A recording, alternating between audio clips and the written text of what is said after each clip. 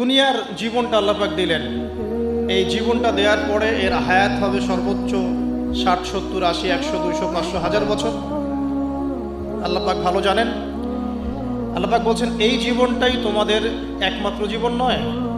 তোমরা কিভাবে আল্লাহকে অস্বীকার করছো? তোমরা আগে মৃত ছিলে, ওই যে জমাট বাঁধা রক্তপিণ্ড ছিলে। সুম্মা ইউহয়িকুম, এরপর আল্লাহ পাক তোমাদেরকে জীবন দিলেন, মানে দুনিয়ার জীবন আমরা পেলাম। এটাই চূড়ান্ত জীবন নয়। সুম্মা ইউমিতুকুম, তোমরা আবারও এরপর মৃত্যুবরণ করবে। ওই মৃত্যুর পরে আল্লাহ পাক বলছেন সুম্মা ইউহয়িকুম, আবারও তোমাদেরকে আমি জীবন দিব।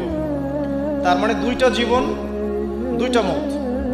আর শেষের জীবনের পরে আল্লাহ পাক বলছেন সুম্মা ইলাইহি তুরজাউন, এরপরে আল্লাহ পাক বলেননি যে আবারও জীবন দিব, আবার মৃত্যু দিব।